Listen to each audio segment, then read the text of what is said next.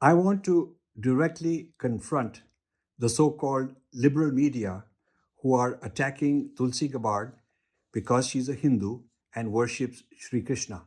They're calling her a cultist, and Hinduism and Krishna worship a cult. This is utterly disgusting, and I want to go through this point by point. I have some notes I've prepared, and I want to talk about Hinduism, about American history, about the history of bigotry and prejudice in this country, about what true leadership should be, about wokeism. All of that I'm going to go through. So bear with me. This is a very detailed discussion, and I'm sure it will inspire you to stand up the way I'm standing up and defend our culture, our history, our faith, and the American country, which is better because there are Hindus here. I want to discuss all that. Now, the mainstream media should be debating Tulsi Gabbard on her issues, on her policies, like the border security and immigration, which is a very important issue, and she has taken a stand on it, like China, like rebuilding American manufacturing and bringing jobs back home. That's an important issue people want. All this stuff about disentangling America from foreign wars is a serious issue.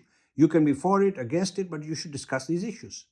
And things like fighting woke policies. She is very big on that, and I fully support her. So these are the issues that people voted Trump to resolve.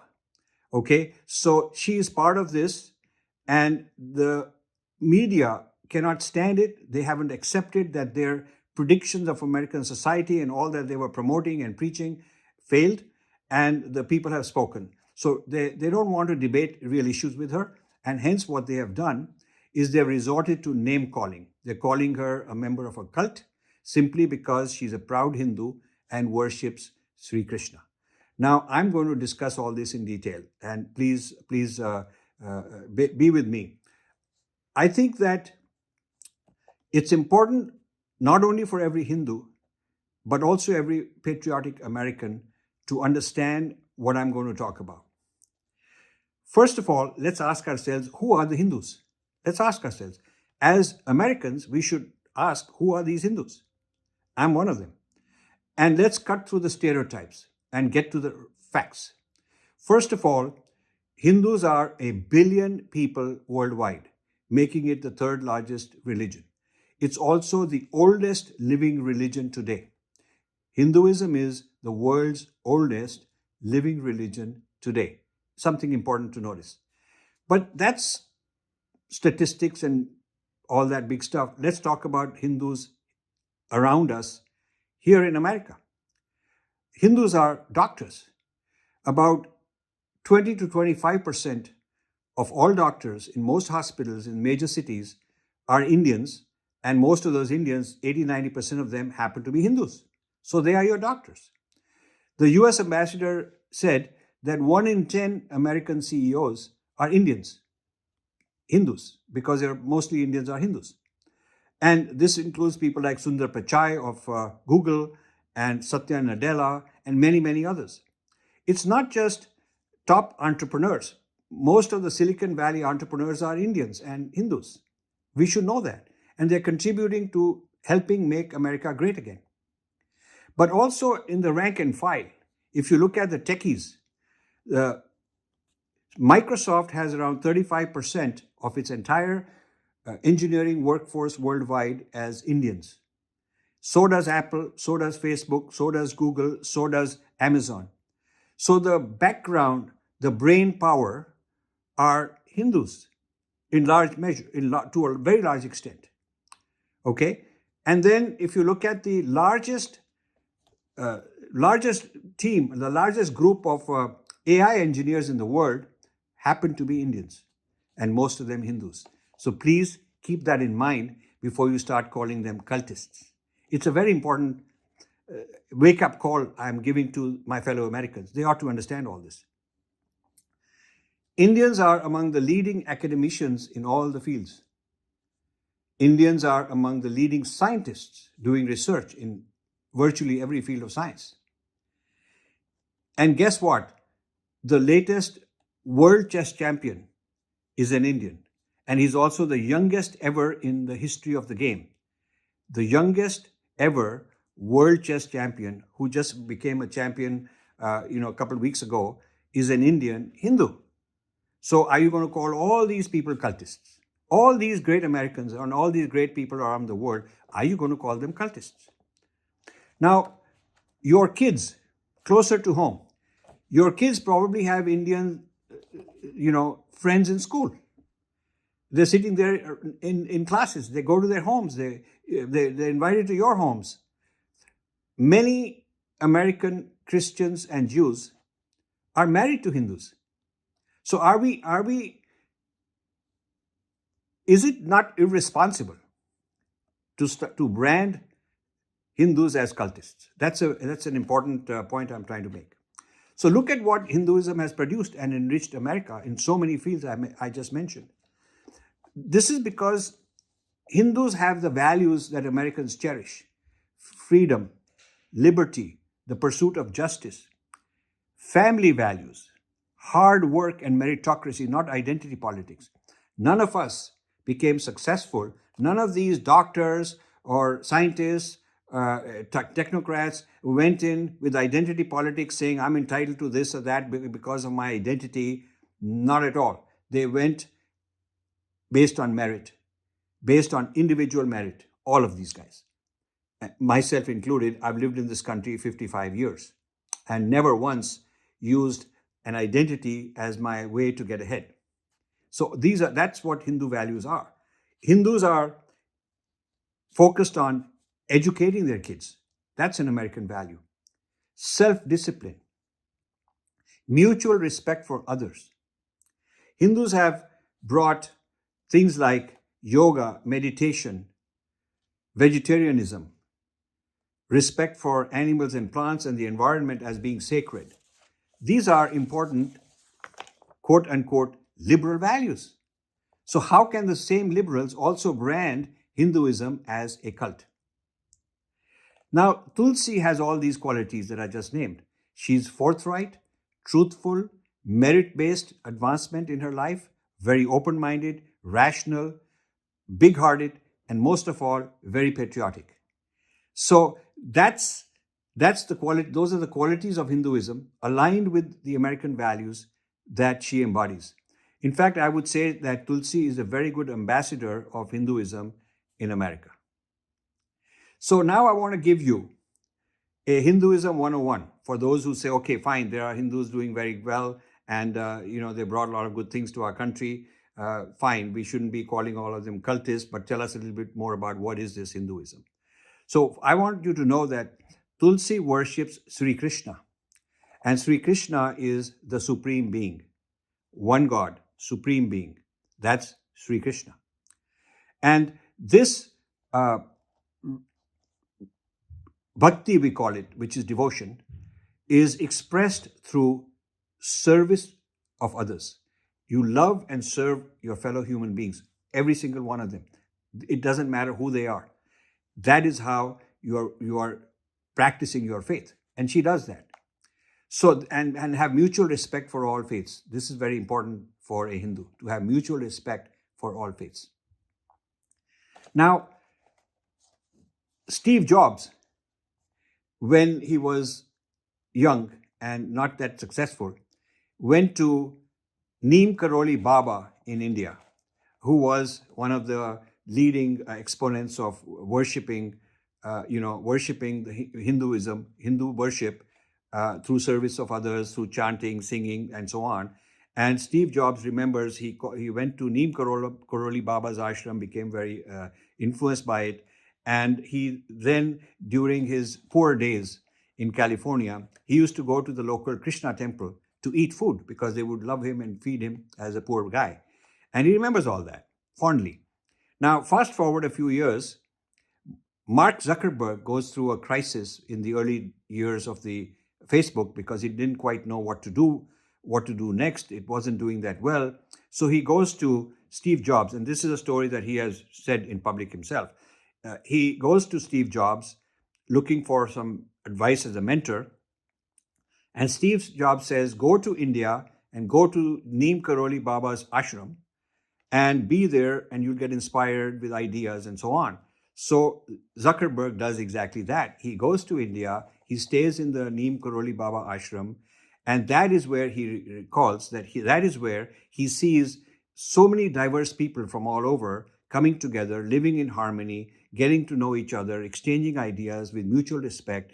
And he says, that could be done on a world scale using the internet. So he comes back with a very clear idea, and that's what transforms Facebook into what it became. Now, the point I'm making is, would you consider Steve Jobs a cultist? Would you denounce Apple and Steve Jobs because he was a member of a cult, because he was inspired by Hindu deity, Hindu worship? And would you say that Zuckerberg is a cultist? I mean, I'm just giving you examples to show how ridiculous such a claim is. Now, Tulsi is a politician fighting for American pluralism. And let me tell you a little bit about American pluralism. There was a time when the Irish were not considered legitimate people. They were brought as slaves because of the English colonized Ireland. English were Protestants and Irish people were Catholic. And so they were colonized, they were turned into slaves and indentured laborers, and they were brought into this country, into the United States in that way. And there's a book called How the Irish Became White. Actually, an Irish friend gifted me that book in the 1990s. It's a very popular book taught in all the Ivy Leagues when they talk about racism and religious bigotry. They talk about that, how the Irish became white. It was in the 1800s, as a result of some violence, some big violence erupted between the Irish and the English in Pennsylvania, somewhere in Philadelphia. And as a result of that, a deal was made that, okay, now from now on, Irish will be respected as equals and so on. So that's how kind of the Irish became white, in a metaphorical sense. But even many decades later, when John F. Kennedy was running for president, the mainstream media was asking, he's a Catholic, he's an Irish Catholic, and is he fit for being president? This was a question being asked as recently as the 1960s of John F. Kennedy. So you see, today people don't ask that because Kennedy fought that. He fought that issue. He prevailed. He didn't run away from it. Now, if you think that that's ended, there's no more bigotry of that sort, look at Mitt Romney. Mitt Romney has been called, cultist because Mormons are considered a cult or something like that. But Mitt Romney has had a fantastic career. He's a very responsible, mainstream, level-headed guy, and he faced all this. So you see, what I want to tell you, and there's a book, similarly, there's a book on how the Jews became white folks. How the Jews became white folks. The Jews faced the same thing. They faced anti-Semitism, they still do, and then they organized to fight all this bigotry, face it rather than run away from it. And so this has enriched the country. So many Jews doing so well, contributed to the country in a grand way. And even though there's bigotry and anti-Semitism against them, they are organized to push back. They're not giving up. And that's very important. Not to give up, but to fight back. And that's what Tulsi is doing for the Hindus. Now, Gandhi influenced Martin Luther King. And Martin Luther King's mentor visited India to study the Gandhi's movement called Satyagraha, which is translated as, non-violent civil disobedience. And they brought that to America, a Gandhian non-violent civil disobedience that became the foundation of the civil rights movement. And Martin Luther King and Coretta Scott King, his wife, went to India to pay homage to Gandhi. And there's a lot written on that. In fact, in the 90s, I went to Atlanta and met with Coretta King, the widow. We had some time together because my foundation was sponsoring a project on the civil rights movement and the role of Gandhian thought in the civil rights movement. Jesse Jackson went to India. Jesse Jackson also wrote about the influences of the Indian thinking in the civil rights movement. And Gandhi was, of course, a Hindu, very openly and very proudly. Does it mean that the civil rights movement is a cult movement or was inspired by a cult movement? I mean, wouldn't it be ridiculous to think like that? So, when you examine the claim of Hindus are cults, and hence a smear on Tulsi Gabbard, I mean, it's so ridiculous. Are Sikhs cults? Is Sikhism a cult? The Sikhs, who wear turban as their symbol, I mean, a lot of their qualities and characteristics and beliefs and practices are like Hindus. Are Buddhists a cult? I mean, where do you draw the line? And who gets to decide? Now, this is where I want to roll back 2,000 years of history. The early followers of Jesus were considered a dangerous cult by the Romans, and they were persecuted. And hence Jesus was crucified. And here's a man who never had a weapon, he never harmed anybody, he never promoted people to harm anybody, he was non-violent, none of his followers were violent, and yet, simply because of his ideas and what he said and his thoughts, he was considered a dangerous man, had to be killed. Now that's how dangerous this business can be when you start having a litmus test on who's a cult and who's not a cult. And who gave these so-called liberals the right to decide who a cult is and what a cult consists of? Shame on them. Now, Tulsi is unafraid of controversy. This is a very important point I'm making. There are people who run away from controversy and they make compromises with the truth because they don't want to be controversial and pay the price. But a true leader goes towards the controversy, not away from it, and uses the controversy to educate people, faces it with responsibility, explains the point, educates ignorant people, and helps them get out of this. That's what true leadership is. In fact, Donald Trump is probably the most controversial president we've had, at least in recent times. And he took the most controversial issues and put them on the table, discussed whether we should be in foreign wars, whether we should continue this woke trend in America, whether the border should remain open or not, etc., etc. So many issues. And the people voted for him. So they wanted these controversies discussed and resolved openly, rather than the cancel culture of the other side that said, cancel the people who are talking something that you don't agree with. So being open, forthright, honest in the face of controversy is the sign of a true leader, and the American people have woken up and supported that. And Tulsi is a part of that movement, a very important contributor to that movement. So not only has Trump been elected based on his controversy and not running away from those ideas, but he's appointed a very controversial cabinet. And I'm very happy with that, because we need to open up conversations. Whatever the ultimate policies end up being remains to be seen. But we should not cancel the discussion. We should not prevent people from speaking and being who they are and being very open and honest about it. One thing you will find common among all these diverse people that are in the cabinet they've been nominated so far is that they're all very bold and they're all very open. I mean, they're not sort of sleazy, slippery, hiding behind clever words and, all of that, word salad like Kamala Harris, full of this nonsensical, meaningless word salad. But they're very straight people. And they're talking about what they think. Maybe right, maybe wrong, maybe you don't believe in it, maybe they'll change their mind, but that's honesty. And that's true leadership. So, if you go back to the whole point I'm making about bigotry against Hindus as sort of the latest form, because the Hindus have arrived, they're doing very well, and people don't understand. You can excuse those who are uneducated, ignorant. Okay, they need to be educated. But what about these Ivy League educated mainstream media journalists and gatekeepers? What about the people at Washington Post, New York Times, CNN, MSNBC, on and on? What's their excuse? I mean, they are supposed to be not only the highly educated people of this country, but they're also supposed to be the keepers of, diversity.